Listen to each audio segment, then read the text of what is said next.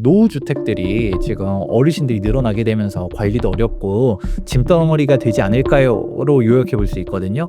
지금 거기 거주하시는 어르신들이 나이대가 막 이제 막 70, 80 이러고 있는데 재건축한다라고 하면 이 나이에 뭔 재건축이야. 그렇다 보니까 정비가 어려워요. 그러니까 그런 지역들은 계속적으로 슬럼화되고 그런 상황들이 이제 악순환이 되고 있는데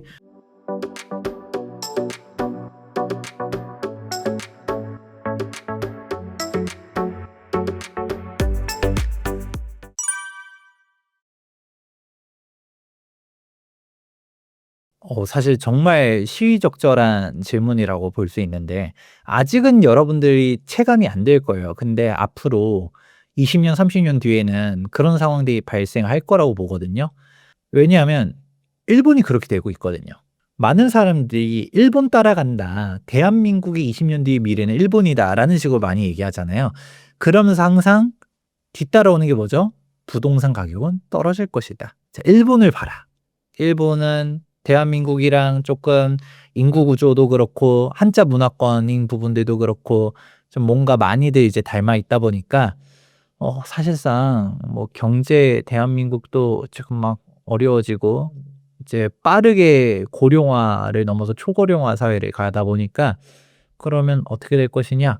결국은 "부동산 가격이 폭락할 것이다."라고 기승전 폭락을 얘기하시는 분들이 있어요. 근데 일본을 자세히 보게 되면 약간 조금 의아한 것 중 하나가 왜 일본일까를 생각하는 게 전 첫 번째라고 생각을 해요. 뭐냐면 왜 하필 "일본 부동산 따라간다."라고만 얘기할까요?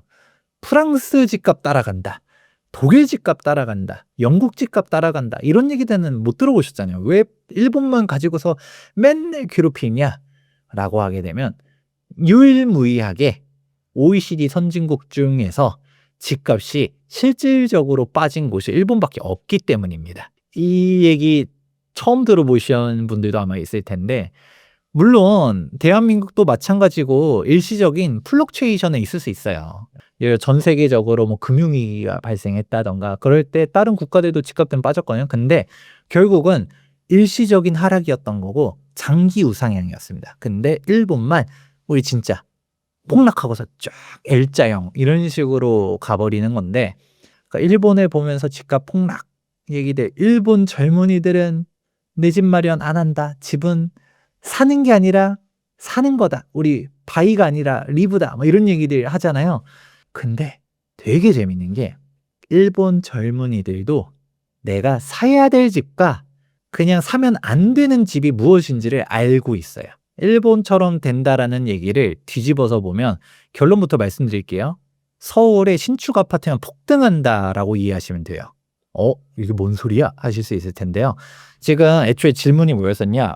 노후주택들이 지금 어르신들이 늘어나게 되면서 관리도 어렵고 짐덩어리가 되지 않을까요?"로 요약해 볼 수 있거든요. 그러면 일본이 실제로 그렇게 되고 있는 게 일본이 고령화 사회가 되고 이제 사람들이 다 어떻게 되느냐? 떠나버립니다. 그러니까 일단은 지방이 공동화가 되기 시작해요. 그거는 우리나라도 벌써부터 보여지죠? 우리 6시 내 고향 이런 데 보면 60대 할머니, 할아버지들이 경로당 가면 뭐예요? 막내죠. 막 방바닥 쓸고 닦고 이러고 있어요. 애초에 거기를 가 보면 이제 70, 80, 90 대신 이제 어르신들이 워낙 많다 보니까 그냥 뭐 70은 뭐 이제 명함도 못 내미는 거죠. 환갑잔치 요즘 잘 안 하잖아요. 고령화가 워낙 심해지니까. 평균 수명도 늘어났고 그런 식인데 웃긴 거는 젊은이들이 없죠. 왜 없을까요? 점점점 거기 지방에 시골에 살고 싶다 하더라도 인프라가 무너지기 시작합니다. 당장 요즘 뭐 "애를 안 낳는다." 뭐다 얘기하는데 내가 시골에서 애를 낳고 싶다라고 한다 하더라도 산부인과가 있을까요? 없어요. 학교가 있을까요? 없어요. 뭔가 애를 낳고 키울 수 있는 기반 시설들이 있어야 되는데 이게 없어집니다. 계속적으로 통폐합되고 있고요. 교육청 홈페이지 가 보시면 지금 초등학교 폐교 현황들을 알 수가 있는데 서울도 폐교된 곳이 있긴 있습니다. 뭐 거의 이제 흔치 않긴 하지만 이제는 서울도 뭐 "안전하다."라고 말하지 않지만 근데 지방 같은 경우에 어마무시하게 폐교되고 있고요. 광역시들도 학교 폐교 현황들이 장난 아닙니다. 그 정도로 학교들이 통폐합되고 있는데, 그러면 근거리, 우리가 특히 초품화 좋아하는 이유가 뭐예요? 우리 애들이 정말 어린데 이 애들이 막 정말 멀리 학교 왔다 갔다 하는 걸 싫어하거든요. 그래서 초등학교 정도는 가깝게 보내는 거를 매우 선호합니다. 그런데 학교가 가깝냐 안 가깝냐 문제가 아니라 학교가 애초에 있냐 없냐 싸움이 돼 버리다 보니까 애를 키울 수가 없죠. 그런 식의 환경들이 나오는 거고, 당연하겠지만 소비력이 떨어지죠. 노년층들 중심으로 가다 보니 소비력이 떨어져서, 우리가 뭐 시골은 너무 극단적인 케이스고 뭐 지방 소도시만 한다 하더라도 뭐 일자리 없는 거는 당연한 얘기고요. 그냥 뭔가 먹고 마시고라 하려고 한다 하더라도 뭔가 없어요. 이제 점점 이런 인프라들이 무너지고 있기 때문에 그런 사람들 어떻게 될까요? 소비를 하려고 해도 중급 도시, 대도시 이런 식으로 넘어가게 되고, 그리고 일자리든 더 말할 것도 없죠. 하다못해 부산조차도 자조적으로 뭐 노인과 바다라는 얘기까지 할 정도로 젊은이들이 해당 지역에서 일을 하려고 해도, 그러니까 일자리가 없다까지는 아닌데 원하는 일자리가 없다라고 하면서 젊은이들이 원하는 일자리는 다 서울 수도권에 몰려 있다 보니까 다 넘어가죠. 대표적으로 대한민국 100대 대기업들 중에서 부산에 본사를 둔 곳이 단 한 곳도 없다라고 하잖아요. 그런 식으로 움직여지는 게 현실이다 보니까 그런 식으로 쫙쫙 넘어가는 거죠. 자, 그러면 이제 어떻게 되느냐? 지방 공동화 현상이 발생하게 됩니다.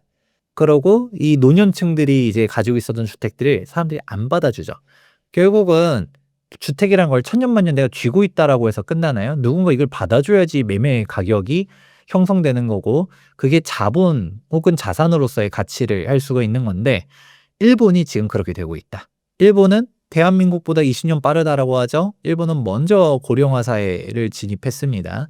그런 식이니까 일본의 지방은 지금 박살나 있어요. 그래서 일본의 통계 자료를 보는 게 참 이제 잘 보셔야 되는 게, 여전히 일본은 잃어버린 20년, 잃어버린 30년 얘기하잖아요. 과거에 그 버블 경제 시절에 집값을 회복 못했습니다. 확 무너져 있어요. 그런데 이 통계를 좀 잘 봐야 돼요. 도쿄도를 놓고 보면 사실 도쿄도 자체는 서울의 두세 배 됩니다.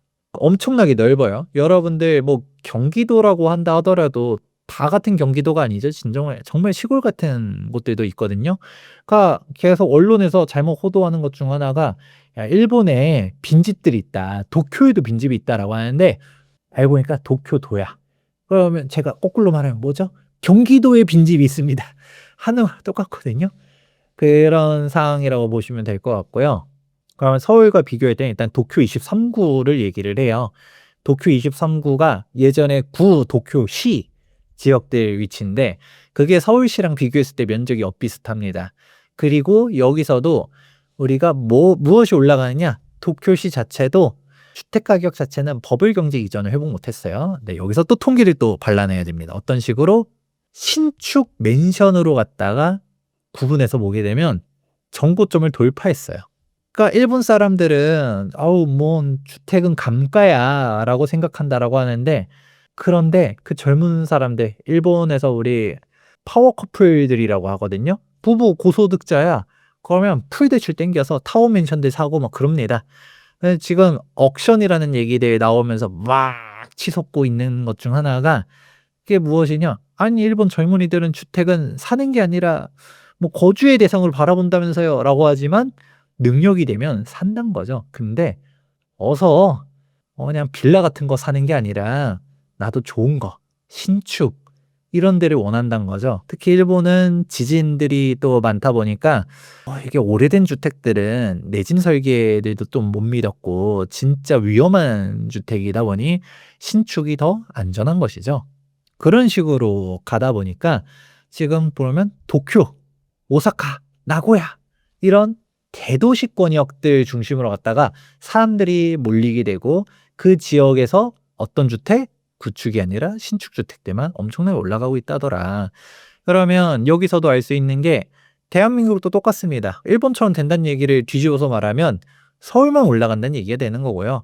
아니면 광역시들 중심적으로 올라간다. 근데 일본도 보면 다른 주요 거점 도시들도 올라가긴 하지만 도쿄도, 여기서 도쿄 23구, 그런데 여기에서도 도쿄에서도 핵심적인 구들이 있어요.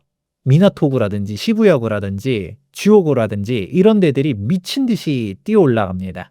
그런 부분들 일본도 양극화가 장난 아니게 되고 있거든요.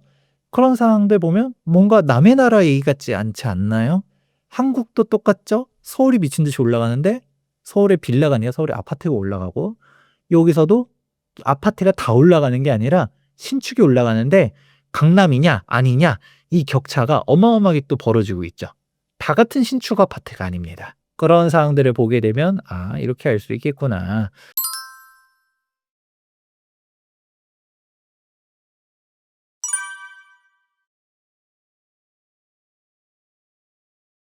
그러면 여기서 문제가 재개발 재건축이 지금이 골든타임이라고 봐요. 재개발 재건축 활성화가 필요하다라고 저는 매번 얘기하는데 그런 얘기할 때마다 "어이씨 김재경 소장 너는 재개발 재건축 전문가니까 재개발 재건축이 활성화돼야 좋으니까 그렇게 얘기하는 거지?"라고 말하기도 하는데 뭐 두 가지 측면을 저는 얘기합니다. 첫 번째 우리가 구도심 같은 경우는 주택 공급을 하려면 재개발 재건축 외로는 사실상 답이 없다라는 게 하나 있고요.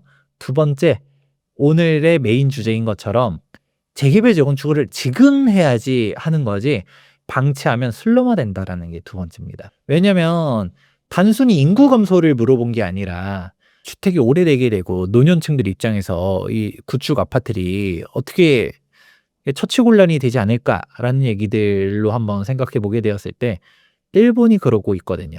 일단 젊은 층들이 안 받아주는 동네들은 어떻게 될까요? 결국 가치가 떨어지고 수요가 없으니까 공실들이 늘어나게 되고 또 노령층들만 남아 있으니까 소비력이 떨어지게 되고 그러니까 당연하겠지 인프라가 무너지게 되고 그런 상황들이 반복되니까 더더욱 젊은 층들이 안 들어가게 되고 그러게 되겠죠. 이게 단순히 지방 얘기가 아니라 우리 도쿄도라고 한다 하더라도 여러분들이 다마뉴타운이라고 많이 들어보셨을 겁니다. 다마뉴타운이 대한민국의 1기 신도시 격인 단지거든요. 여기가 다마뉴타운 조성이 1970년도였기 때문에 한국의 딱 20년 전입니다. 한국의 1기 신도시가 1990년도에 조성되었었잖아요.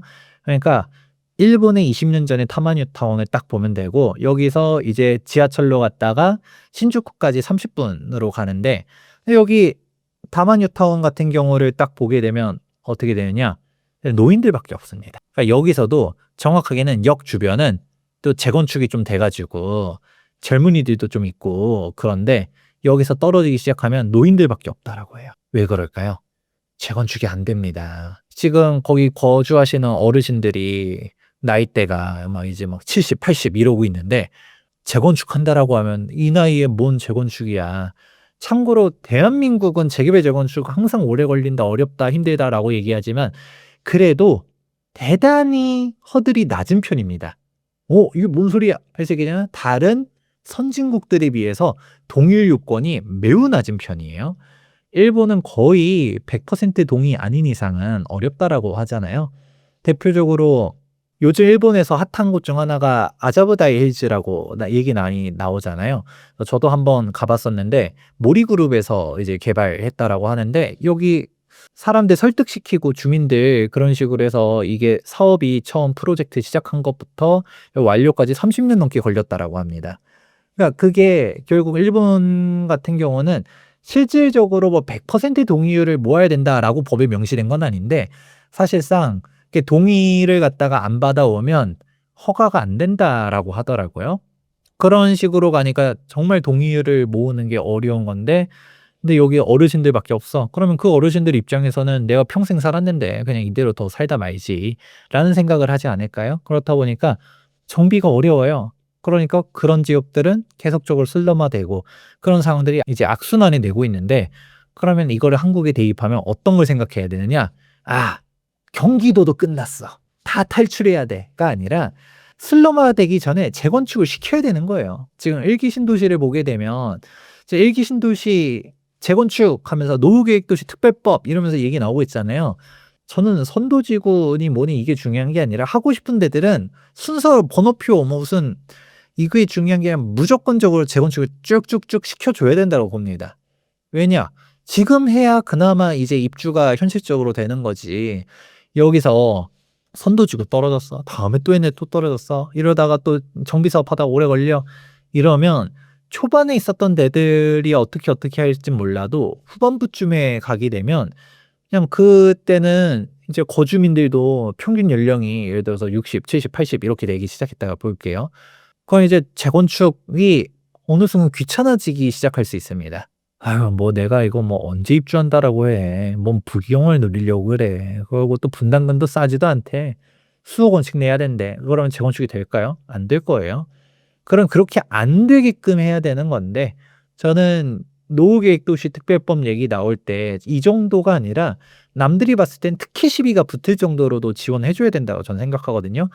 단순히 남들 같은 경우는 '아니 왜 사유재산권에다가 혜택을 주냐. 씨 그 분당 사는데 돈도 많은데 거기다가 뭘 또 지원해 줘.'라고 얘기할 수 있겠지만 이거를 단순히 재산적인 가치로만 보는 게 아니라 사회적으로 봤을 때 그나마 지금은 1기 신도시가 지하철도 잘 깔려 있고 학군도 괜찮고 주거 만족도도 높죠. 뭐 분당은 말할 것도 없는데 우리 일산 같은 경우도 일산 사람들이 항상 얘기하는 게 뭐예요? "아 일산이 살기는 좋은데 집값이 너무 안 올라."라고 항상 얘기하잖아요. 그래도 일단은 일산 주민이 "살기는 좋다."라고 말을 한 시점에 여기에 생명력을 불어넣어 줄 수 있도록 즉 구축보다 사람들이 신축을 선호하니까 신축 아파트로 변경해 줘야지 또 이렇게 살아나가는 건데 근데 이대로 어영부영하다가 20년 지나가 버리면 어떻게 될까요? 일본꼴이 나는 거죠. 재건축 실패했어요. 그럼 어떻게 될까요? 아니 지금도 30년 돼 가지고 "아유 주차도 힘들고 좀 힘들어요."라고 하는데 여기서 20 년이 더 지나가 이제 50년 된 아파트가 되거든요. 녹물 나오고 막 이제 안전상의 위험도 막 이제 나타나기 시작하면 젊은이들이 살려고 할까요? 안 살 겁니다. 그런 식으로 되면서 공동화 현상이 되고 일본 꼴처럼 막 노인들밖에 안 남아. 그럼 도시에 활력이 있을까요? 안 그래도 지금 1기 신도시들 상권이 예전만 못한 상황들이 많은데 여기서 소비력이 더 떨어지게 되면 인프라가 안 그래도 더 무너지기 시작하겠죠. 그러면 이게 단순히 1기 신도시만의 문제가 아니라 대한민국 전체적으로도 사회 문제가 커질 수 있습니다. 그나마 지금 경기도권역에서 1기 신도시는 그래도 입지도 괜찮고 인프라도 괜찮고 지하철도 뚫려 있고 학군도 괜찮고 이런 부분들이 있음에도 불구하고 서울 집값이 이렇게 높은데 1기 신도시가 이제는 '사는 살 동네가 아니야.'라는 인식을 하게 되면 어떻게 될까요? 서울 집값은 미친 듯이 더 올라가지 않을까요? 지금 일본이 그러고 있잖아요. 이제 참고로 다마뉴타운은 도쿄도에 있어요. 도쿄 23구는 아니지만 그래도 도쿄도 안에는 있는데 그러면 우리는 답이 나오는 거죠.